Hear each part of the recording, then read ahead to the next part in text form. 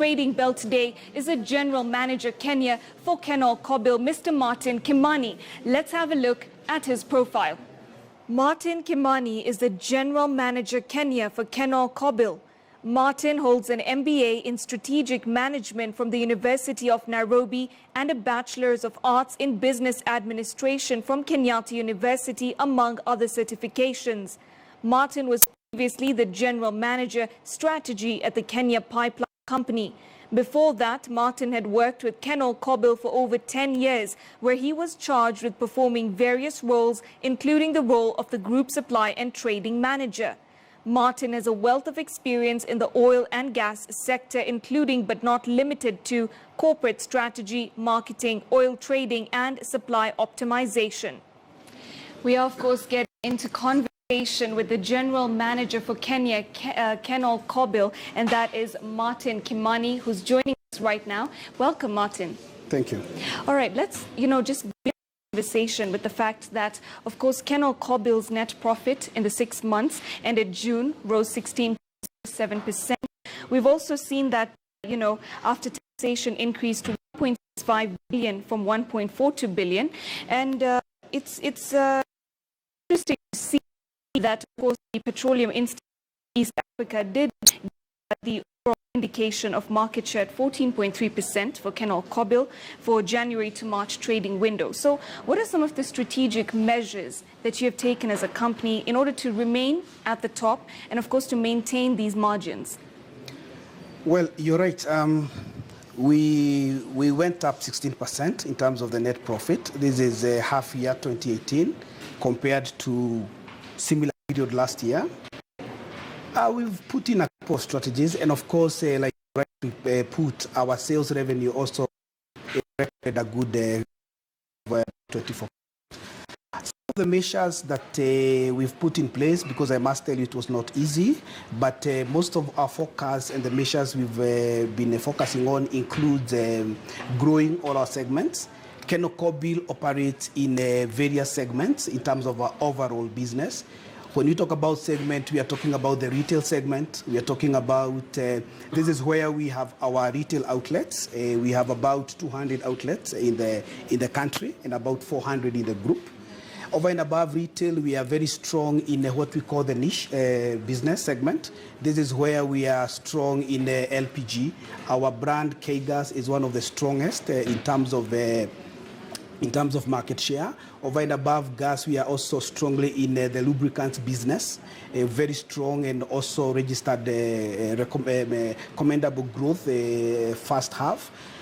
Other segment that we are also very strong in is a segment like aviation. Mm-hmm. Aviation, we are commanding market share of about 57%. This is according to the data from PIA for that period. And again, you can see all the areas we are operating in, including export, which is also another strong segment for us. This is where we are exporting out of the country, and mainly to serve our subsidiaries and other independent customers.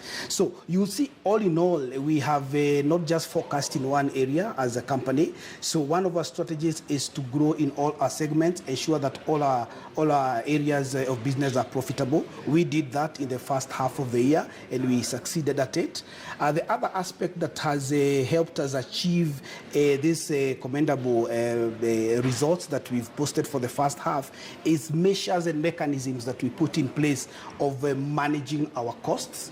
We had very strict and strong measures to streamline the way we do our procurement, cost management strategies and all that. And this was actually one of the biggest contributors to those numbers, because we saw a drop in our admin and operation cost of up to 46%.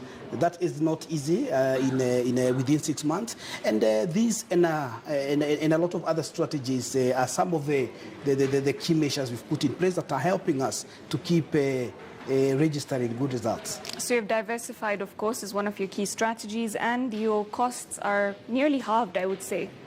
Very interesting there. Now, as you talk about the environment in which you operate, this year it's been a bit tumultuous for a lot of companies when it comes to petroleum products because of the 16% VAT that was initially recommended and implemented from September 1st on petroleum products. But of course, after that, we saw President Uhuru Kenyatta sign into law the finance bill that slashed it to 8% on petroleum products after the whole chant at Parliament of zeros. It was a very interesting time. I would really like to know how your company was looking at things at that point in time, if we could just flash back to that point, and what were some of the concerns you had? What was the outlook that you were hoping for?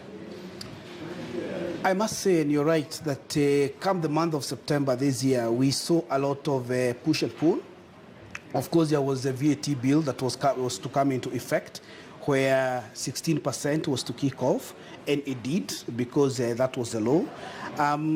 Where we saw a bit of uncertainty is where we had a lot of debate, and we even saw a bit of protest on the road. Some groups were unhappy with that move, and we saw a lot of what I would say confusion. Yes. And that set us back as a company to see retailers, our distributors, our consumers get a bit lost in confusion. They didn't know which way it was, because if you remember, it was in the public domain that the 16% was going to be scrapped, it was going to be reduced. So there was a lot of lack of clarity. So we saw a bit of confusion, which saw the volume for or rather the demand going a bit low within the month of September. But I must say, and we are happy with what the government did. The government moved in with speed, and they were able to bring that confusion to an end. And there was a new resolution where the percentage now got to 8%. And I must say that after that, it's been stable, because now it's low. Everyone is sure of what the future is. So as a company, we were ready to supply. We had the product at all times, and all our stakeholders were on standby to continue serving the nation. And I must say today, it's in the past, and we are on the 8% VAT regime. And that's upon government. What government does, we respect and we go by it. All right. And as that you've shed light on that new development, now you're in a more stable position with more clarity, and everything seems to be smoother. But you do have, of course, operations across East and Central Africa, from Uganda, Rwanda, Ethiopia, Burundi, Mozambique, Zambia. So how nuanced are your policies when it comes to these different regions? And especially now that the VAT implementation in Kenya is there, are other regions looking better placed for future growth? I must say, the impact on us as a business, because when you talk about VAT, it's what I collect on behalf of government. So I collect and I remit it to government. So to me, it's more or less an in and out affair. So I wouldn't say that it has put us in a worse off situation. So we are not complaining about that. And I will not tell you that we now. We are not there yet, because this is tax. Every country that we operate in has a tax regime that governs them. So to us, we are okay. Whatever government does, we are in a healthy, well-controlled government. To us, we cannot complain. But I must mention that with the rules that were passed on the VAT, something else that came into effect is what the government called the anti-adulteration law. It was the 18 shillings that was kerosene to manage the price difference between diesel or petrol, for that matter, and kerosene. Yes. Now you will remember that that difference has been there for quite some time, and in some sectors, especially with the unscrupulous traders, it was seen as an opportunity to try and make more margin by mixing kerosene with the other grades, which saw them make illegal profit, so to speak. So we saw the government move in and they try to bridge that gap, because there has been a lot of outcry, especially from the countries that we export our products to, that there was a lot of adulteration in Kenya. So I think by government moving in and putting in that levy, it was in an effort to try and bridge the gap so as not to create an incentive for these unscrupulous traders to try and fight adulteration. So that's another measure that came into being, and we hope to see positive impact in terms of the other countries that get their fuel from Kenya, preferring to lift their products from the country after fighting adulteration. And we must appreciate the efforts government is putting to try and bring sanity in the industry. So clearly the anti-adulteration has, of course, helped to regulate a lot of the operations when it comes to petroleum within the country, and for that, it's a good thing. It's still too early to say. It's about 3-4 months in the game, yes. But that's our hope. Because positive. That was one of the causes for this adulteration. Yes. So we are hoping to see good results as we go by. Okay, speaking of good things, of course, Kenol Kobil did launch a mobile application dubbed K-Wallet. Now, what services can customers expect from this? Have they, if they've not seen it, just, to start us off talking about K-Wallet, what is it exactly and what are some of the benefits? K-Wallet is a mobile fuel app, which you're right, we launched early this year. And this is an application which you of course download to your phone, and you can use it to go about your fuel business and how it works and the benefits and some of the services you enjoy from this app is, one, you're able to locate our stations countrywide. The moment you log into that app, it's able to show you where the next Kobil station is and what services you can get in that particular station and all that. So that is one of the great benefits for this app. Number two, you're able to monitor the fuel spend. We are sensitive to our customers' requirement, and mostly, especially the young people, the middle class, who are very sensitive to their spend. They want to keep a track record of how their fuel spend is. You're able to get that from the K-Wallet app. Over and above that, it comes with a discount. Every liter you fuel of any product, you're able to enjoy a 2 shillings discount. So this app comes with a discount to it. Of course, obviously, over and above the ability to have cashless transactions, which most of us would prefer today. So those are some of the benefits that you are able to derive from this app. We've seen good growth of the app in the market. The volumes that are being transacted from this app continue to grow. And we continue to perfect it because we are innovative and we keep listening to our customers. And whenever we see a chance to improve this app, to even be able to support our customers better, we are able to do that. So clearly an exciting space when it comes to technology, innovation and growing with the times and digitizing as well. Now, finally, just as we wrap up, what message would you want to send your stakeholders, especially your customers, at this point? Like I said, Kenol Kobil is present and strong in almost all the business segments. So may you be a reseller out there, one of our customers, we are able to meet your demands.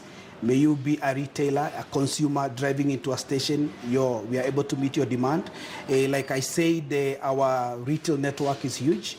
We have over 200 station outlets in the country. And they are not just big in number, they are also well distributed. I like saying that we are represented right from Mombasa to Lodwar. So wherever you drive in this country, you will get a Kenol Kobil station. So my assurance to our stakeholders is that we are committed to ensuring that the fuel is delivered wherever they require it, all across the country, in good quality. We are very fussy about quality. We can assure all our customers that whenever you drive into a Kenol Kobil station, you're assured of a quality product, because we are not only on the retail space, but I must mention that we are also very strong in what we call trading. All the trading is where we are importing product into the country on behalf of other. We were very active last year, imported about 22% of the oil that landed.